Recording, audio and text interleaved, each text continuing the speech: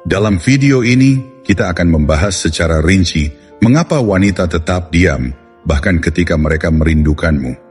Apa yang sebenarnya diungkapkan oleh keheningan itu tentang emosinya, dan bagaimana kamu dapat merespon dengan ketenangan dan penguasaan diri alih-alih kepanikan atau mengejar, karena inilah kebenarannya. Ketika kamu memahami psikologi di balik kehenangannya, kamu berhenti menganggapnya secara pribadi dan mulai menggunakannya sebagai bahan bakar untuk tetap terjaga, percaya diri, dan tak tergoyahkan. Jadi, sebelum kita mulai, tolong lakukan satu hal. Tekan tombol suka, berlangganan jika kamu belum melakukannya, dan bagikan video ini dengan seseorang yang perlu mendengar pesan ini hari ini. Sekarang, mari kita masuk ke dalamnya. Nomor 1, kebanggaan di atas kerentanan. Bagi banyak orang, mengakui bahwa mereka merindukan seseorang terasa seperti menurunkan pertahanan diri. Kebanggaan membisikkan, jangan biarkan dia melihatmu lemah. Maka, alih-alih menghubungi, mereka memilih diam meskipun hati sedang bergejolak. Apa yang tampak sebagai ketidakpedulian di permukaan, seringkali hanyalah badai emosi di dalam. Seseorang bisa saja menggulir pesan lama tanpa pernah menekan tombol kirim, memeriksa profil tanpa meninggalkan jejak, atau mengulang kata-kata yang dulu terucap tanpa berani mengatakan bahwa ia masih mendengarkan. Keheningan itu bukan karena lupa, melainkan karena mengakui kerinduan berarti membuka diri pada kemungkinan penolakan, atau yang lebih menyakitkan, kenyataan bahwa orang lain sudah benar-benar melangkah pergi. Kebanggaan bertindak seperti pelindung. Ia menjaga dari kesan rentan, dari terlihat masih memberi ruang bagi orang lain untuk memiliki kuasa atas hati. Namun pelindung itu berat dan tidak pernah benar-benar menghapus perasaan. Di dalam hati masih ada kerinduan pada cara seseorang mendengarkan, pada ketenangan yang dibawa kehadirannya, pada rasa aman yang pernah tercipta. Meski demikian, kebanggaan meyakinkan bahwa menghubungi terlebih dahulu adalah tanda kelemahan. Maka kata-kata ditelan dan keheningan dipilih sebagai jalan. Dari sudut pandang Stoik, ini dapat dimengerti. Kebanggaan pada akhirnya adalah usaha untuk mengendalikan sesuatu yang tidak bisa dikendalikan, persepsi orang lain. Epictetus pernah berkata, bukan apa yang terjadi padamu, tetapi bagaimana kamu bereaksi terhadapnya yang penting. Reaksi dalam hal ini adalah mundur ke dalam keheningan. Kerinduan tidak bisa dihentikan, tetapi menampakkannya bisa ditahan. Dan dalam pilihan itu, seseorang merasa memiliki kendali, meski harus mengorbankan koneksi. Inilah titik di mana pola pikir menjadi penting. Kesalahan yang kerap terjadi adalah menganggap keheningan berarti tidak ada rasa. Banyak yang tergesa-gesa, memecah kebisuan, menuntut kepastian, mencari pengakuan. Namun jalan Stoik berbeda. Seorang yang berpegang pada prinsip Stoik tidak terjebak dalam pusaran kebanggaan orang lain. Ia tidak membiarkan keheningan orang lain menentukan ketenangan batinnya. Ia menyadari bahwa kebanggaan itu adalah milik pihak lain dan keheningan itu adalah pilihannya. Tugasnya hanyalah tetap teguh pada dirinya sendiri. Marcus Aurelius mengingatkan, kamu memiliki kekuasaan atas pikiranmu, bukan peristiwa di luar. Keheningan orang lain berada di luar kendali, tetapi ketenangan, disiplin, dan fokus adalah milik diri sendiri. Maka ketika keheningan hadir, jangan disalahartikan sebagai ketidakhadiran rasa. Seringkali itu hanyalah kebanggaan yang menahan, bukan ketidakpedulian. Dan semakin teguh seseorang berdiri dalam kekuatannya sendiri, semakin berat keheningan itu terasa bagi pihak lain. Sebab pada akhirnya, dalam usaha untuk tidak tampak lemah, justru luka semakin dalam. Disinilah paradoksnya. Keheningan yang dimaksudkan sebagai tameng malah menjadi pengingat betapa dalam kerinduan yang tidak diucapkan itu. Nomor 2, ilusi kontrol. Kadang-kadang keheningan dijadikan permainan kekuasaan. Seseorang percaya bahwa dengan tetap diam, ia bisa mengendalikan keadaan, membuat orang lain bertanya-tanya, bahkan berharap dikejar. Namun kenyataannya, keheningan lebih sering mengungkapkan pertempuran batin daripada kekuatan. Di permukaan, ia tampak seperti strategi, menahan kata-kata, mengabaikan pesan, berpura-pura tidak terganggu, seolah keheningan itu mampu menarik orang lain lebih dekat. Tetapi di baliknya, ada tarik-menarik antara kebanggaan dan kerinduan. Keheningan terasa seperti cara untuk mempertahankan posisi atas, namun justru sering membuat hati semakin gelisah. Bayangkan begini, seseorang berbaring larut malam dengan ponsel di tangan, tergoda untuk mengirim pesan, tetapi meyakinkan diri bahwa menahan diri membuatnya tetap berkuasa. Ia ingin tahu apakah orang lain akan menyerah duluan, apakah akan menghubungi lebih dulu, apakah keheningan yang dijaga berarti dilupakan, ataukah itu sekadar ujian keteguhan hati. Dalam benaknya, tidak berbicara terasa seperti kekuatan, namun sesungguhnya kekuatan sejati tidak pernah lahir dari manipulasi atau permainan. Kekuatan sejati adalah kemampuan untuk tetap terpusat, menemukan ketenangan, tanpa harus menunggu langkah orang lain. Disinilah prinsip stoik menunjukkan jalannya. Banyak orang panik di hadapan keheningan seperti ini. Mereka mengartikannya sebagai penolakan atau ketidakpedulian, lalu terburu-buru membangun kembali koneksi hanya untuk meredakan kegelisahan mereka sendiri. Tetapi seorang yang memegang pola pikir stoik tidak perlu ikut terjebak dalam permainan itu. Ia melihat keheningan sebagaimana adanya. Bukan cerminan nilai dirinya, melainkan cerminan kondisi batin orang lain. Epictetus pernah berkata, kebebasan adalah satu-satunya tujuan yang layak dalam hidup. Itu diperoleh dengan mengabaikan hal-hal yang berada di luar kendali kita. Keheningan, strategi, atau kebanggaan orang lain sepenuhnya berada di luar kendali kita. Yang menjadi milik kita hanyalah cara kita merespons. Ketika kita tetap tenang di hadapan keheningan, ilusi kontrol pun runtuh.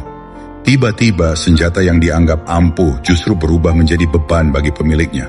Mereka mengharapkan kita mengejar, mencari validasi, ikut bermain dalam permainannya.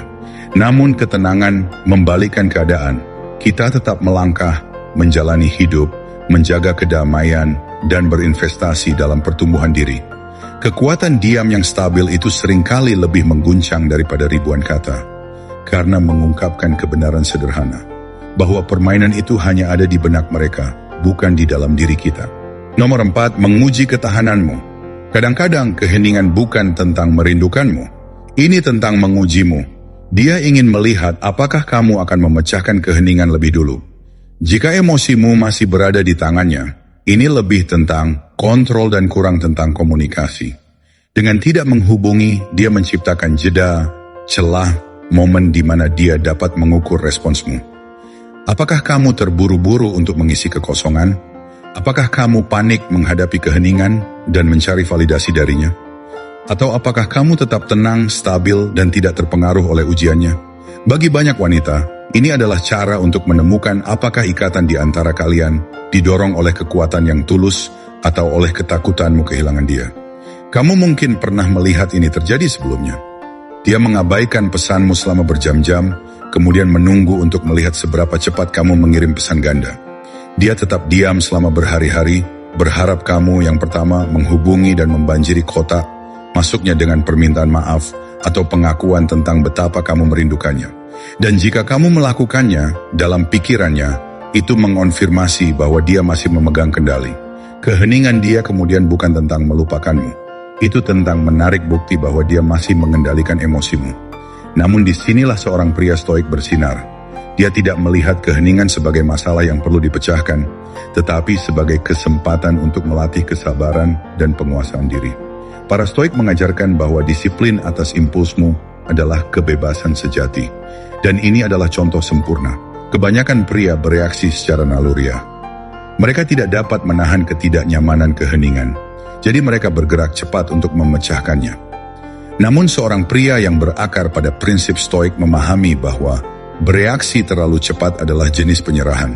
Itu mengatakan bahwa kamu masih mengendalikanku, dan begitu kamu menyerahkan kekuasaan itu, sulit untuk mengambilnya kembali. Kesabaran kemudian menjadi senjata terbesarmu. Marcus Aurelius menulis, jika kamu merasa tertekan oleh sesuatu yang eksternal, rasa sakit itu bukan karena hal itu sendiri, tetapi karena penilaianmu tentangnya. Keheningan dia bukan rasa sakit, itu hanya keheningan. Penderitaan datang dari bagaimana kamu menafsirkannya. Jika kamu melihatnya sebagai penolakan, kamu akan terburu-buru. Jika kamu melihatnya sebagai ujian, kamu akan merasa tertekan untuk lulus. Namun jika kamu melihatnya hanya sebagai momen ketenangan, kamu mendapatkan kembali kekuatanmu. Kamu tidak lagi dipaksa untuk merespons dalam waktu dia. Kamu memilih responsmu ketika itu sesuai dengan kedamaianmu, bukan harapannya. Pikirkan tentang ketenangan sebagai perisai. Di hadapan keheningan dia, kamu tidak tergoyahkan. Kamu tidak terburu-buru. Kamu tidak hancur. Sebaliknya, kamu menunggu. Bukan karena dendam, bukan karena ego, tetapi karena kekuatan. Respons tenangmu, atau bahkan ketidakberdayaanmu, membawa pesan yang lebih kuat daripada kata-kata apapun. Kamu tidak dikendalikan oleh ujiannya. Kamu tetap teguh di jalurmu, disiplin dalam emosimu, sabar dalam keheninganmu. Dan secara ironis, ini adalah saat keheningan dia kembali memukul. Saat dia menyadari bahwa kamu tidak terburu-buru untuk memecahkannya, dia mulai merasakan beratnya sendiri. Apa yang dimaksudkan untuk menguji ketahananmu, justru menguji ketahanannya. Dia mulai bertanya-tanya, mengapa kamu belum menghubungi? Apakah kamu sudah move on? Apakah keheningannya berarti dia kehilangan kehadiran yang sangat ingin diukur? Dalam berusaha mengujimu, dia justru menguji dirinya sendiri. Itulah keindahan kesabaran stoik. Dengan tidak bereaksi, kamu mengubah keheningan dari senjatanya menjadi kekuatanmu. Dan dengan melakukan itu, kamu menunjukkan padanya sesuatu yang langka. Seorang pria yang tidak membungkuk di bawah tekanan, tetapi menjadi lebih tajam di dalamnya. Nomor 3, ketakutan akan penolakan. Bahkan ketika seseorang ingin menghubungi, ketakutan seringkali menghentikan langkah itu. Ada kekhawatiran bahwa pesan tidak akan dibalas, atau lebih buruk lagi, akan diabaikan. Ketakutan akan penolakan bisa terasa lebih berat daripada kerinduan itu sendiri. Bayangkan seseorang duduk dengan ponsel di tangan, mengetik pesan hanya untuk menghapusnya sebelum menekan kirim. Dalam pikirannya, risiko menghadapi keheningan dari pihak lain, atau rasa sakit karena dianggap tidak penting, terlalu berat untuk ditanggung. Maka lebih mudah memilih diam, meski hati ingin berbicara, daripada mengambil risiko mengonfirmasi ketakutan terburuk. Bahwa mungkin orang lain sudah benar-benar move on, atau tidak lagi menghargai kehadirannya, sebagaimana ia masih menghargai kehadiran mereka. Ketakutan akan penolakan ini dapat melumpuhkan. Seringkali bukan soal apakah ia merindukan, karena dalam hati jelas ada kerinduan. Yang menahan adalah risiko emosional dari membuka diri. Mengirim pesan pertama terasa seperti meletakkan hati di tangan orang lain sekali lagi. Dan ketika kebanggaan bersatu dengan ketakutan, keheningan menjadi pilihan paling aman, meski juga yang paling menyakitkan. Ia meyakinkan dirinya bahwa dengan diam, ia melindungi diri dari kekecewaan. Namun kenyataannya keheningan itu hanya memperdalam kerinduan, karena setiap kata yang tak pernah terucap menumpuk menjadi beban yang menekan dada. Seneca pernah menulis, kita sering menderita lebih sering dalam imajinasi daripada dalam kenyataan. Ketakutan akan penolakan bukanlah penolakan itu sendiri. Itu hanyalah pikiran yang memproyeksikan kemungkinan, memperbesarnya hingga tampak tak tertahankan. Keheningan yang dipilih bukan karena tidak ingin berbicara, tetapi karena tidak mampu menanggung kemungkinan apa yang mungkin terjadi. Dengan begitu ia menjadi tahanan pikirannya sendiri, terjebak bukan oleh realitas, melainkan oleh bayangannya. Namun inilah kuncinya. Seorang yang memegang pola pikir stoik memandang penolakan dari sudut berbeda. Bagi mereka penolakan bukanlah luka, melainkan informasi. Itu adalah kejelasan yang diperlukan untuk melangkah maju, bukan jerat yang menahan. Penolakan tidak pernah menjadi putusan atas nilai diri, melainkan sekadar gambaran tentang keadaan pikiran orang lain. Pergeseran perspektif ini membebaskan, sebab ketika identitas tidak lagi digantungkan pada persetujuan orang lain, rantai pencarian validasi pun terlepas. Bayangkan betapa kuatnya berdiri di ruang itu. Sementara orang lain bergulat dengan keheningan, terjebak dalam ketakutan ditolak, kamu bisa tetap tenang. Kamu tahu bahwa jika seseorang menghubungi, namun ternyata kalian tidak lagi sejalan, itu bukan tragedi. Itu hanyalah tanda dari kehidupan bahwa tidak perlu lagi menginvestasikan energi di sana.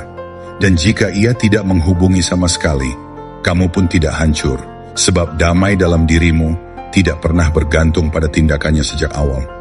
Inilah keberanian sejati menurut ajaran stoik. lebih memilih menghadapi kebenaran secara langsung daripada hidup terperangkap dalam ilusi, menerima kejelasan meskipun pahit sesaat, karena kejelasan pada akhirnya adalah kebebasan. Dan ketika kamu benar-benar menghayati pola pikir itu, kamu tidak lagi mengejar atau takut akan penolakan. Kamu menerima segala sesuatu sebagaimana adanya. Dalam penerimaan itu, kamu justru bangkit di atas keadaan. Keteguhan ini tidak hanya melindungi kedamaianmu, tetapi juga membuatmu menjadi pribadi yang tak mudah dilupakan. Karena kamu tidak terguncang oleh ketakutan yang membuat banyak orang memilih diam. Nomor 5, penampilan sosial. Bagi sebagian orang, keheningan bukan hanya tentang perasaan pribadi, melainkan tentang citra. Ada kekhawatiran tentang apa yang akan dikatakan teman, keluarga, atau lingkaran sosial jika mereka mengambil langkah untuk menghubungi lebih dulu. Reputasi terasa lebih penting daripada kejujuran hati. Dalam dunia seperti ini, penampilan bisa saja memiliki bobot lebih besar daripada kebenaran. Bahkan ketika ada kerinduan mendalam, bahkan ketika hati ingin terhubung kembali, pikiran tentang apa yang mungkin dipikirkan orang lain seringkali menjadi penghalang. Mungkin mereka pernah berkata pada lingkarannya bahwa hubungan sudah selesai untuk selamanya. Atau mungkin mereka melukiskan diri sebagai pribadi yang kuat, yang sudah membuat keputusan final. Menghubungi kembali berarti mengakui kesalahan, dan itu bisa terasa seperti penghinaan. Tekanan ini seringkali muncul dari lingkungan sosial yang memengaruhi tanpa disadari. Seorang teman mungkin berkata, "Jangan kirim pesan lebih dulu, nanti terlihat putus asa." Seorang anggota keluarga mungkin mengingatkan tentang kesalahan masa lalu, menambah keraguan. Maka keheningan dipilih, bukan karena tidak ada rasa, tetapi karena citra yang sudah dibangun terasa terlalu rapuh untuk dipertaruhkan. Bagi mereka, diam menjaga martabat di depan orang lain, meski harus mengorbankan kedamaian batin. Kamu mungkin melihat hal ini lewat unggahan media sosial yang terkurasi rapi.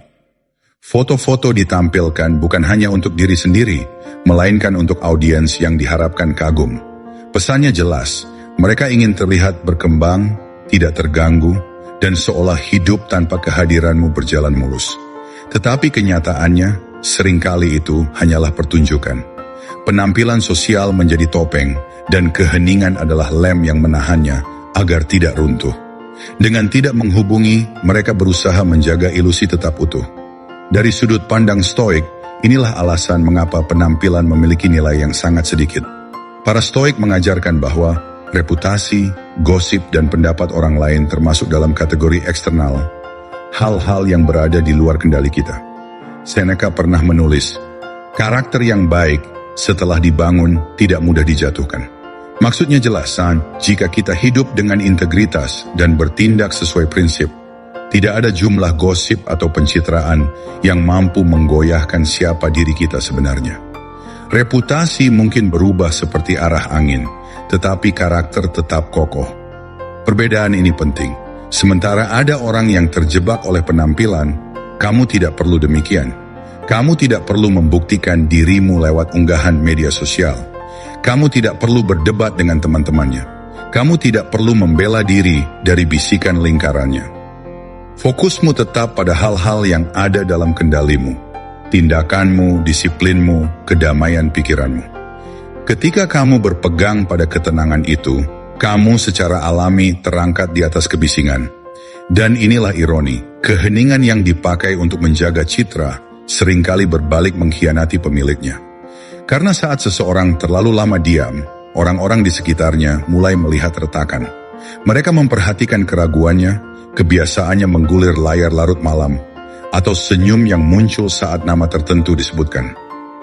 Penampilan hanya bisa menutupi sebagian, tetapi kebenaran pada akhirnya selalu bocor. Sementara itu, keheninganmu tidak membawa beban semacam itu. Kamu tidak melindungi citra, kamu menjaga integritas, dan disitulah letak perbedaannya. Penampilan akan memudar, tetapi karakter akan tetap. Ketika seseorang akhirnya berani melihat melampaui pendapat orang lain, yang akan meninggalkan jejak mendalam bukanlah reputasi sosial, melainkan kekuatan batin, ketenangan, dan konsistensi yang kamu tunjukkan. Keheningan mereka mungkin terlihat seperti kekuatan, Tetapi seringkali itu hanyalah perisai yang dibangun demi orang lain, bukan untuk diri sendiri. Dan di titik inilah keunggulan sejati ditemukan. Mereka yang berpegang pada prinsip stoik tidak perlu mengenakan topeng untuk siapapun. Mereka berdiri teguh dalam karakter, tidak terpengaruh oleh gosip atau penilaian luar. Jadi, mari renungkan, apakah kamu pernah melihat seseorang bersembunyi di balik penampilan sosial, padahal sebenarnya sedang berjuang di dalam? Bagikan pemikiranmu. Atau jika kamu ingin menyederhanakan, cukup katakan, karakter di atas citra. Saat kita melanjutkan, kita akan menyelami lebih dalam lagi tentang apa yang sesungguhnya dikatakan oleh keheningan. Nomor 6, kemarahan yang belum selesai. Kadang-kadang dia tetap diam, bukan karena dia tidak merindukanmu, tetapi karena dia masih marah. Dia mungkin memutar ulang frustrasi masa lalu, memegang rasa sakit bahkan saat merindukanmu. Keheningan dalam hal ini menjadi cara dia menghukum baik dirinya sendiri maupun kamu sekaligus. Dia tidak menghubungi karena setiap kali dia memikirkan untuk melakukannya, kenangan tentang pertengkaran atau kekecewaan masa lalu muncul ke permukaan dan mengaburkan keinginannya untuk terhubung kembali.